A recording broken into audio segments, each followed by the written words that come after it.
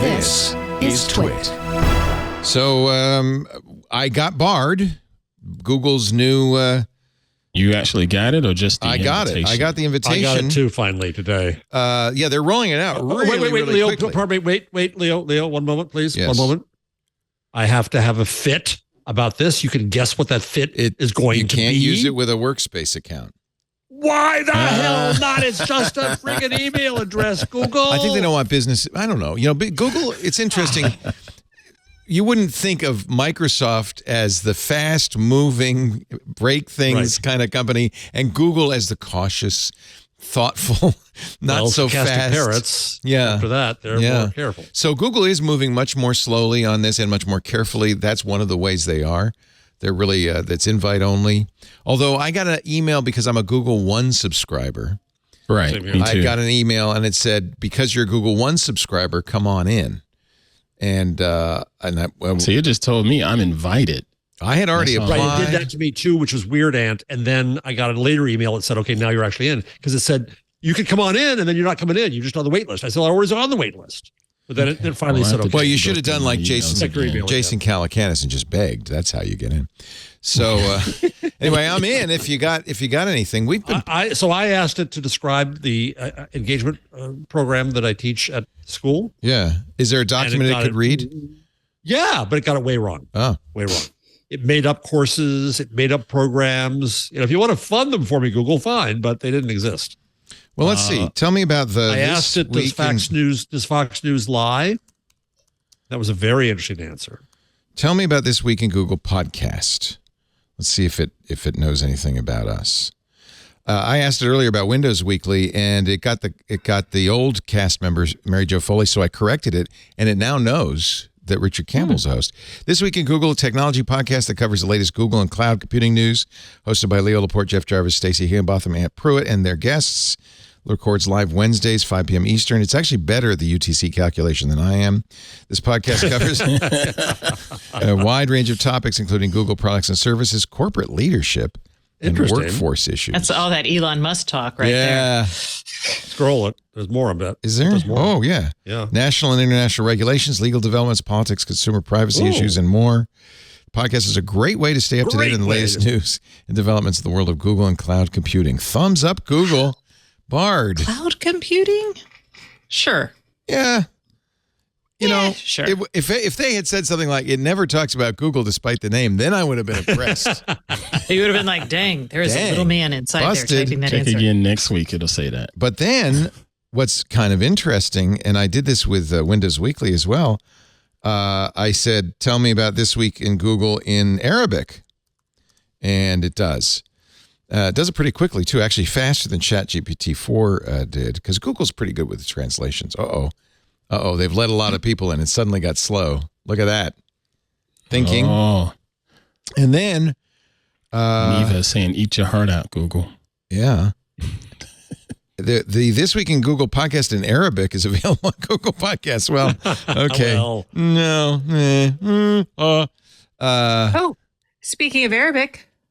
Yes. It's Ramadan today. Ramadan starts today. Yes, happy Ramadan. Do you say happy? Ramadan Mubarak? I wouldn't be happy because I couldn't eat all day. Yeah, I mean, it's the beginning of a holy time, so let me just ask Bard. Tell me about Ramadan. Yeah, how about that? Yeah, you definitely can say Happy Eid. Ramadan is the 9th month of the Islamic calendar, holiest month for Muslims. Time for charity and giving. Ask it. Should you say Happy Ramadan? Oh, it says it's a time of great joy and celebration. So I'm gonna go with that. Oh, hey, this is interesting. Sources. So that's actually a good thing. All of them. It's only one source. And it's doing what we asked. So if you down thumb it, oh my God, words. If you thumbs down it, does it let you? I want to find something it's bad at so I can be like, no, that's not right. And see what it does. How about this? This is something that Tom Friedman did. He wrote about it in his New York Times thought piece. He calls AI the new Prometheus. Tell me about the matter standard in ABCD Aryan, which I didn't know about, but it's a way of doing something in with alphabetical words.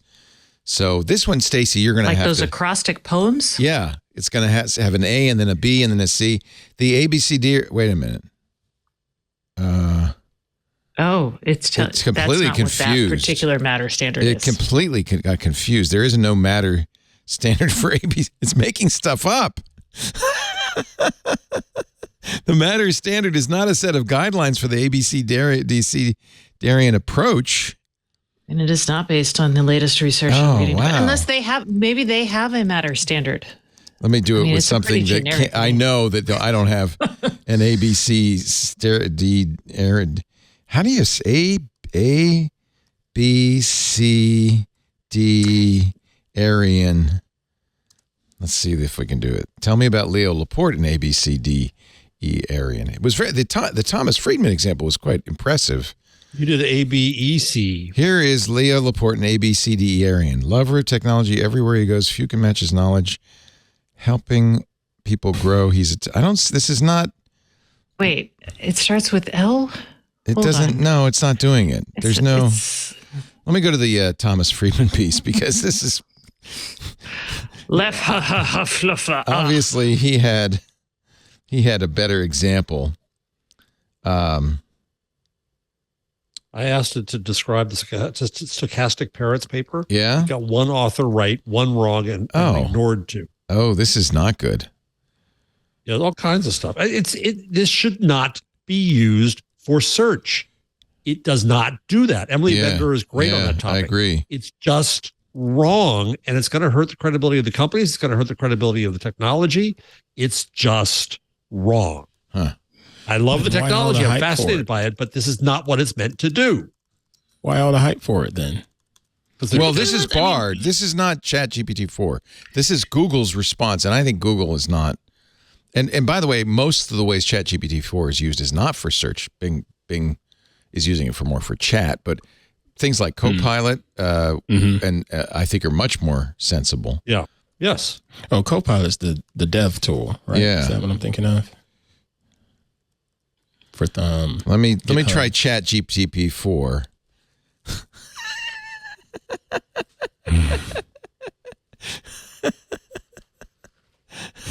Okay, never mind. I don't know how Thomas Friedman got it to do it. Let's go to. Let's stop talking about. I still just have an invitation. I didn't, and I'm on the wait list. Well, apparently you don't need to worry about it anymore because it's a piece of crap.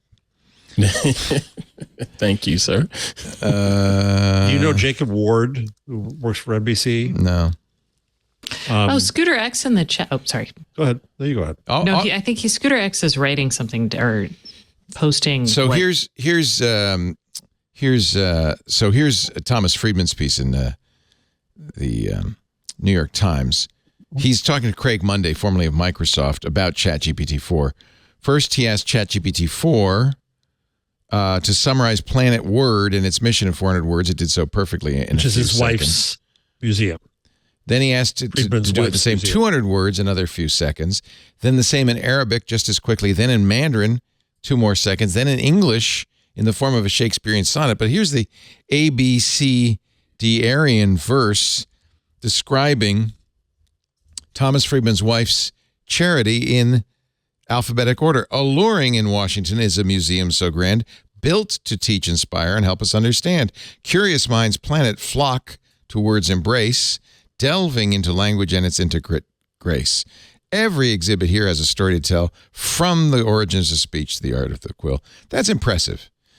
Now, this is, by the way, Paul Thurrott and Richard Campbell had a little problem with Thomas's then description of what he saw here.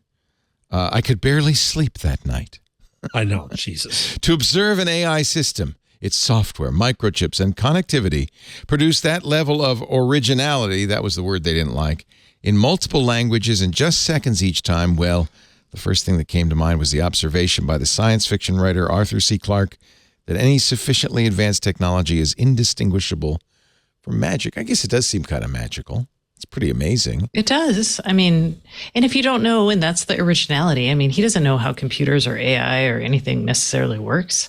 Well, and I pointed out to Paul and Richard, nobody ever said it's original in the sense nobody's ever said these words before. It's not copying it from somewhere. It's generating it. Mm-hmm. But Richard says, and I think he's right, we should stop calling it artificial intelligence because that kind of anthropomorphizes it. He likes, and I think you do too, Stacey, large language model or machine learning. Which is a subset of what they call that. Yeah. Well, here's a question for you. I think that if ethically the makers refuse to let it speak in first person singular. Yeah, that's a great idea. If it would say the machine assembled this. Yeah. Things like that, But then we would just be like the machine. All right. So then we would just anthropomorphize the machine assembled it. Yeah, it'd be almost like it's talking about a separate God. I brought your query into the machine, and the machine responded thusly. In the beginning, there was the machine. Hey, I know you're super busy, so I won't keep you long, but I wanted to tell you about a show here on the TWiT network called Tech News Weekly. You are a busy person, and during your week, you may want to learn about all the tech news that's fit to, say, not print, here on TWiT. It's Tech News Weekly. Me, Micah Sargent, my co-host, Jason Howell. We talk to and about the people making and breaking the tech news, and we love the opportunity to get to share those stories with you and let the people who wrote them or broke them share them as well. So I hope you check it out every Thursday right here on TWiT.